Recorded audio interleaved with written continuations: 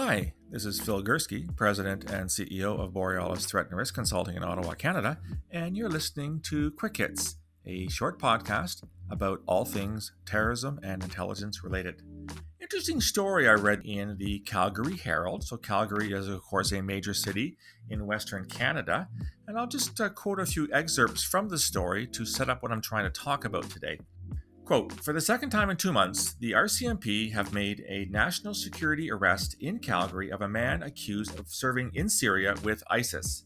Jamal Tan Borhat, 30 years of age, was charged with 3 counts of participating in the activities of a terrorist group. Now, interestingly, the RCMP a couple months ago had arrested Hussein Sobhay Borhat, 34, and they're admitting that there is a relationship between the two. Well, there's a surprise. We certainly have had other cases in Canadian history where people who were related, like the Gordon brothers from BC, who both joined ISIS, and I believe both of them are dead. The allegations for the newest arrest are that this Mr. Borhat, the 30-year-old one, traveled to Syria between May 2013 and April 2014, where he committed terrorist attacks benefiting ISIS.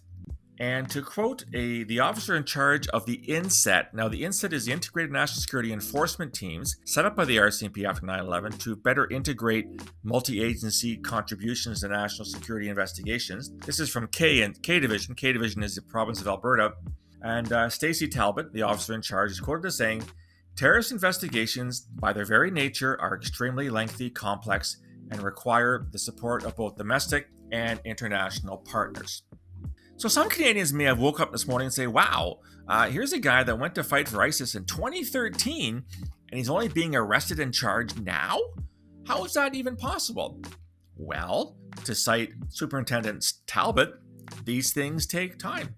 One of the real challenges with dealing with the so-called foreign fighter phenomenon is to acquire enough evidence that's going to stand the test in a Canadian court. Courts here in Canada have a very high bar in terms of what is admissible, what is not admissible. The defense has every opportunity to challenge the evidence being presented by the Crown, which is the prosecution in Canada. You've got to work, as Superintendent Talbot said, with foreign partners. And can you imagine working with the Syrians or the Iraqis, especially the Syrians, in light of multi-million-dollar payments that Canadians doled out to those who were allegedly tortured by Syria, and CSIS, the Canadian Security Intelligence Service, where I worked, knew about it? So yeah, it's complicated, and it does take time. And there are those that would say, well, this was so 2013-ish. This was so 2014-ish. ISIS doesn't pose a threat anymore. Well, I got bad news for you. It does. And people as equally qualified, or a lot more qualified than me, like the U.S. commander in Iraq, is saying definitively that Islamic State still poses a major threat in that area of the world. In addition to all the affiliates around the world, you're going to hear a podcast coming up on my website in the next couple of weeks with a specialist in East Africa who talks about Islamic State in Mozambique. Mozambique, go figure. The important point here is that not that the investigation took years to unravel, not that it took 7 years to actually lay charges in this regard. The important part is that charges were in fact laid. And I know that there are a lot of Canadians who are as frustrated as I am that a bunch of our fellow citizens went to join terrorist groups like Islamic State, like Al-Qaeda, like Al-Shabaab, like Jamaat Islamiyah, and the list goes on and on and on. And very few of them have actually had their day in court when they come back to this country. We had the infamous case of Abu Huzaifa. He's the guy that I podcasted about the other day. He's the guy who's been charged with terrorism hoax. He was the subject of a major New York Times investigative report by Rukmini Callimachi. He's the guy that apparently came back to Canada and nothing happened. Well, it turns out nothing happened because he was lying. Because he was a wanker and he wasn't really an ISIS guy.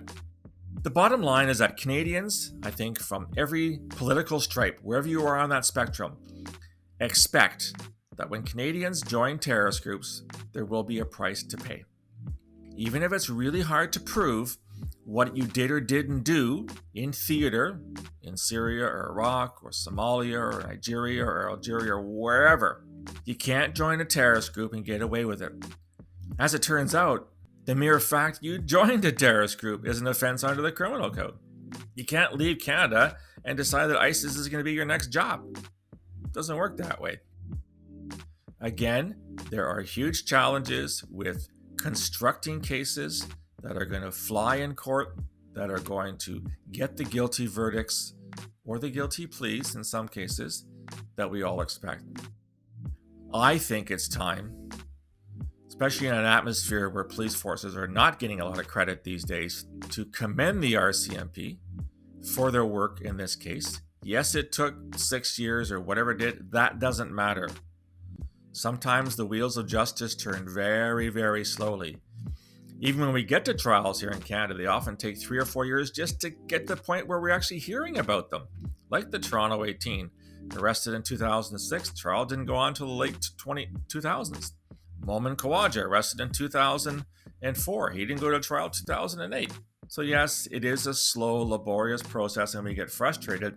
But I think that at the end of the day, what we should be satisfied with is that we have the competent law enforcement and security intelligence agencies in this country that can do these investigations and can build the cases that are going to succeed in court and can collect the evidence and process it and analyze it and get to the point where they can actually go to court and say, yeah, we're confident that we've got this guy.